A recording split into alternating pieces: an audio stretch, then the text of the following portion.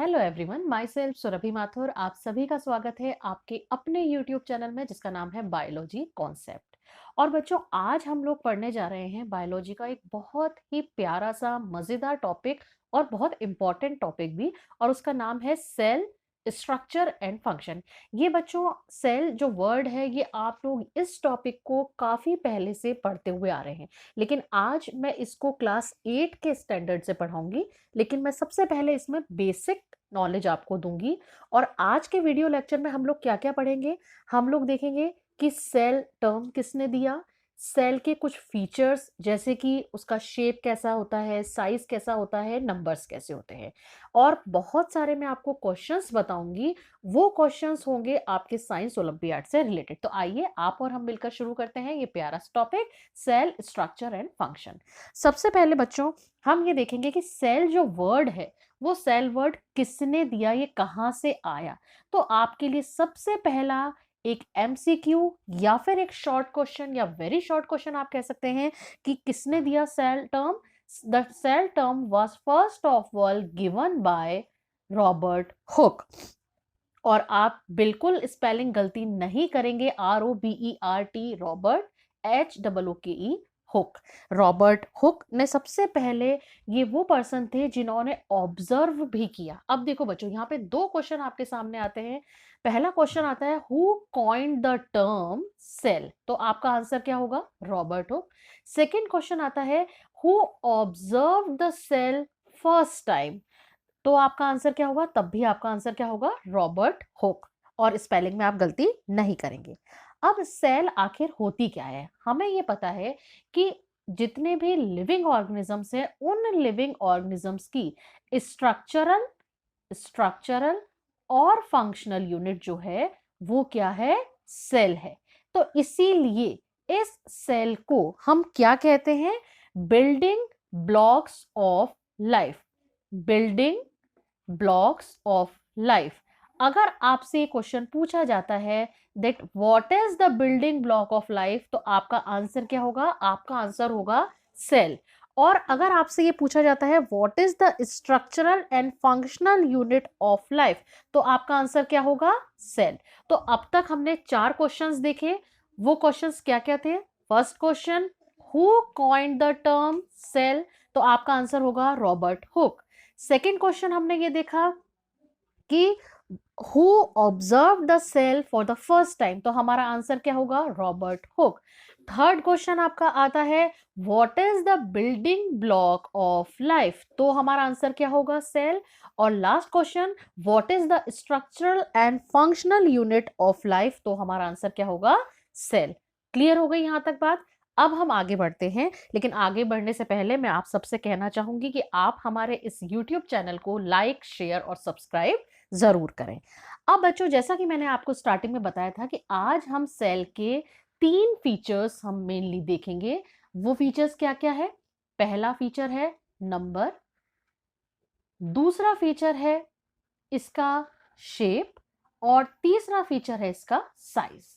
मतलब हम इन तीनों चीजों के बारे में देखेंगे कि सेल का नंबर कितना होता है, कैसा शेप होता है, क्या सारी सेल एक ही तरह की होती हैं या अलग अलग तरह की होती है, क्या सभी सेल्स का साइज एक सा होता है, सबसे छोटी सेल कौन सी है, बड़ी सेल कौन सी है, ये सब आपको देखना होगा। अब हम लोग देखते हैं, सबसे पहले हम लोग देखेंगे number of cells. Number of cell की बेटा जब हम लोग बात करते हैं तो नंबर ऑफ सेल में हमारे पास ये आता है कि लिविंग ऑर्गेनिजम्स जो होते हैं वो मे बी पॉसिबल कि वो सिंगल सेल से बने हुए हों या फिर वो बहुत सारी सेल से बने हुए हों। अगर कोई भी ऑर्गेनिज्म सिंगल सेल से बना होता है तो हम उसको क्या कहते हैं, यूनिसेलुलर। यूनि का मतलब होता है वन, और सेलुलर यानी कि सेल। और दूसरी बात आती है मल्टी सेल्यूलर। मल्टी जैसा कि नाम से आपको पता लग रहा है कि made up of more than one cell, made up of more than one cell, more than one cell. ठीक है, क्लियर हो गई बात।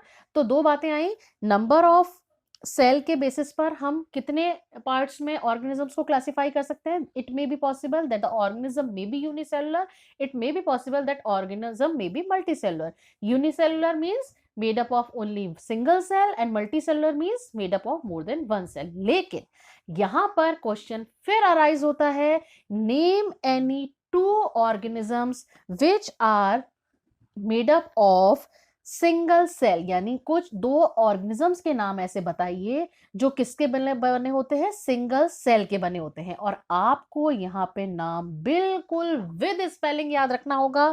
फर्स्ट नेम आप याद रखेंगे अमीबा, AMOEBA, अमीबा। और सेकंड नाम आप याद रखेंगे पैरामीशियम। बच्चों ये नाम आप बिल्कुल अच्छे से लर्न कर लीजिएगा, इसलिए कह रही हूं क्योंकि ये नाम आपके बार बार आएंगे। तो फिर आप परेशान होंगे कि भाई ये नाम, ये कौन से नाम आ गए। तो अगर आप यहीं पे अगर अच्छे से स्पेलिंग को लर्न कर लेंगे तो आपको बिल्कुल दिक्कत नहीं आएगी। इसीलिए यूनिसेलुलर अगर ऑर्गेनिजम्स आपसे पूछा जाता है तो आप क्या नाम याद रखेंगे, अमीबा और पैरामीशियम। ठीक है, इसमें ये कैसे होते हैं, सिंगल सेल से बने होते हैं। वहीं अगर हम मल्टी सेलुलर ऑर्गेनिजम्स की बात करते हैं तो मल्टी सेलुलर ऑर्गेनिज्म में तो हम ह्यूमन बींग्स लिख ही सकते हैं, कई ऑर्गेनिजम्स लिख सकते हैं। आप इसमें लिख दीजिए ह्यूमन बीइंग। ओके, नाउ अब ये जो सेल्स होती हैं, अब इसमें फिर एक बहुत इंपॉर्टेंट और एक बहुत मजेदार सी चीज आती है कि जब बहुत सारी सेल्स मिली तो बहुत सारी सेल्स मिलकर एक स्ट्रक्चर बनाती हैं। उस स्ट्रक्चर को हम क्या कहते हैं। यहां पे से फिर आपके लिए एक क्वेश्चन कि the group of cells is named as, तो आपका आंसर क्या होगा, टिश्यू। फिर बहुत सारे टिश्यू मिले तो क्या बना, ऑर्गन। बहुत सारे ऑर्गन मिले तो क्या बना, ऑर्गन सिस्टम। और जब ऑर्गन सिस्टम बना उसके बाद क्या बन जाएगा, फिर बन जाएगा एक इंडिविजुअल। तो अब आपको समझ में आया, ये एक बेसिक चेन है जो आपको याद रखनी ही चाहिए कि सेल्स, बहुत सारी सेल्स मिली तो क्या बना, टिश्यू। बहुत सारे टिश्यूज ने मिलकर क्या बनाया, ऑर्गन। ऑर्गन से बना ऑर्गन सिस्टम और फिर बन गया इंडिविजुअल। तो ये तो हमने बात करी बच्चों नंबर ऑफ सेल्स की, कि अगर यूनिसेलुलर है तो सिंगल सेल, मल्टी सेलुलर है तो मोर देन वन सेल। अब हम बात करेंगे आज के नेक्स्ट फीचर की, सेल के, दैट इज शेप। और इस पर लेके बहुत सारे क्वेश्चन आपसे पूछे जाते हैं एग्जाम्स में कि क्या सभी सेल्स का शेप एक सा होता है। कई बार आपसे ये पूछ लिया जाता है, आपको शेप का टाइप बता दिया जाता है सेल के कि इस तरह की शेप है। जैसे कि मान लीजिए आपसे कह दिया गया कि name any one cell which is spherical and biconvex. तो आपको नाम याद रखना होगा यहाँ पर कि वो कौन सी सेल है, RBC यानी रेड ब्लड सेल। इसको आप नोट डाउन कर लीजिए। Spherical, name any one cell which is spherical and biconvex, तो आपका आंसर क्या होगा, RBC। वहीं पे अगर आपसे ये पूछा जाता है कि name any one cell which is spindle shape, अब आप बोलेंगे स्पिंडल शेप क्या होता है, जैसे स्फेरिकल में तो आप जानते हैं कि इस तरह से जो बनेंगी वो स्फेरिकल शेप सेल होगी। वहीं आपसे अगर ये पूछा जाता है कि स्पिंडल शेप कोई सेल बताइए, स्पिंडल शेप में आपको बताती हूँ किस तरह से होती है। इस तरीके से, ये देखिए, ये बनाई और ये बनाया और बीच में एक न्यूक्लियस होगा। तो ये किस तरह की सेल है, स्पिंडल शेप। और ये किस में देखने को मिलेगी आपको, ये आपको मिलेगी मसल सेल में, मसल सेल।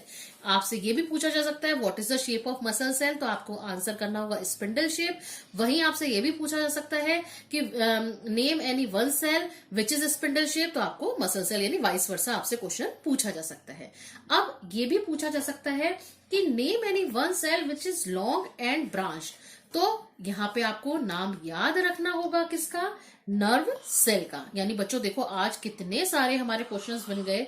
जब आप वीडियो लेक्चर देखें तो साथ के साथ आप नोट करते चला करिए कि मैम कौन कौन से क्वेश्चंस कह रही हैं। अगर मैं स्टार्टिंग से लूं तो जैसे मैंने आपको बताया था सबसे पहले सेल के बारे में कि सेल वर्ड किसने दिया, रॉबर्ट हुक ने। उसके बाद मैंने आपको यूनिसेलुलर ऑर्गेनिजम्स के बारे में बोला, और इसके अलावा मैंने आपसे पूछा स्ट्रक्चरल एंड फंक्शनल यूनिट कौन सी है, तो वो सेल है। तो इस तरीके से मैं लास्ट में आपको सारे क्वेश्चंस एक बार फिर से रिवाइज कराऊंगी, इसलिए वीडियो में बने रहिए लास्ट तक। बस अब हम आगे चलते हैं। अगर आपसे ये पूछा जाए कि name any one cell which is kidney shaped, तो आपको नाम याद रखना होगा किसका, गार्ड सेल्स का। ठीक है, ये गार्ड सेल्स कहाँ मिलती है, ये स्टोमेटा के दोनों तरफ होती हैं। ये इस तरीके से, ये देखिए ये, और ये यहाँ पे इस तरीके से। ये वाली जो सेल्स है ना बेटा, जिसपे मैंने डॉट लगाया, ये कौन सी है? ये गार्ड सेल्स है। तो ये हमने आज बात करी शेप की। 4 शेप बेसिकली आपको याद रखना है। स्फेरिकल, बायकॉन्वेक्स, यहाँ पे से बहुत सारे एमसीक्यू पूछे जाते हैं, या वेरी शॉर्ट टाइप जो क्वेश्चंस होते हैं वहां पर से पूछे जाते हैं कि आरबीसी का शेप किस तरह का होता है, या मसल सेल का शेप किस तरह का होता है। अब हम अपने आज के लास्ट टॉपिक पर आते हैं, साइज ऑफ सेल पर। साइज का मतलब है कि आप ये पूछेंगे कि क्या मैम सारी सेल्स का साइज एक सा होता है, या अगर मैं आपसे ये कहूं कि एलिफेंट है और रैट है, तो क्या ऐसा होता होगा कि एलिफेंट है तो भाई उसमें तो सेल बड़ी हो गई, और जो रैट है वो तो छोटा होता है तो उसमें सेल्स छोटी हो गई? नहीं। यानी cell size in a large organism like elephant and a small animal like rat is the same irrespective of their size। यानी कि उनके साइज से कोई लेना देना नहीं होता, उसमें सेल का साइज सेम होता है। अब साइज को लेके किस तरीके से क्वेश्चंस पूछे जाते हैं वो मैं आपको बताती हूँ। जैसे कि सबसे पहला क्वेश्चन पूछा जाता है कि सबसे छोटी सेल कौन सी है, स्मॉलेस्ट सेल कौन सी है। तो आपको नाम याद रखना है किसका? बैक्टीरियल सेल का। और साथ ही साथ आपको न केवल बैक्टीरियल सेल याद रखना है, आपको ये भी ध्यान रखना है कि इसका साइज कितना होता है। तो 0.1 से लेके 0.5 माइक्रोन तक इसका साइज होता है। वहीं जब हमने बात करी है स्मॉलेस्ट की, तो फिर हमें ये भी याद रखना होगा कि लार्जेस्ट भी तो होगी। जब हमने स्मॉलेस्ट देखा है तो वो हमारी होगी एग ऑफ ऑस्ट्रिच, और इसका भी साइज आपको याद रखना होगा 170 mm इंटू 130 mm। और अगर हम ह्यूमन बीइंग की बात करें तो उसमें लार्जेस्ट सेल कौन सी होगी? वो होगी नर्व सेल। तो बच्चों आज हम लोगों ने 3 चीजें हमने सेल के बारे में पढ़ ली। अब मैं आपको एक बार पूरा समअप करती हूँ बहुत जल्दी से, क्विक रिकैप विद इन 1 और 2 मिनट्स। सबसे पहले रॉबर्ट हुक का नाम याद रखना है आपको, who coined the term cell. Next question, what is the basic structural and functional unit of life? Answer is cell. Question number 3, name any 2 unicellular organism. Answer is amoeba and paramecium. Next question, name any one cell which is spherical biconvex in shape. Answer is RBC. Which cell is spindle shaped? Answer is muscle cells. Which cell is long branched? Answer is nerve cell. और last में मैं आपको बताऊंगी size को लेके कि which cell is the largest cell in the human body, that is nerve cell. तो ये था हमारा आज का सेल का एक बेसिक इंट्रोडक्शन। और अब आगे आने वाले समय में मैं और जल्दी से जल्दी आपके लिए वीडियोस लेकर आऊंगी इसके स्ट्रक्चर को लेके कि क्या क्या इसमें स्ट्रक्चर्स मिलते हैं। तो आप हमारे साथ बने रहिए और देखते रहिए आपका अपना YouTube channel, that is biology concept. और जाने से पहले आप सभी से ये रिक्वेस्ट है कि आप ज्यादा से ज्यादा लाइक करिए, शेयर करिए और सब्सक्राइब करिए हमारे यूट्यूब चैनल बायोलॉजी कॉन्सेप्ट को। Thank you very much.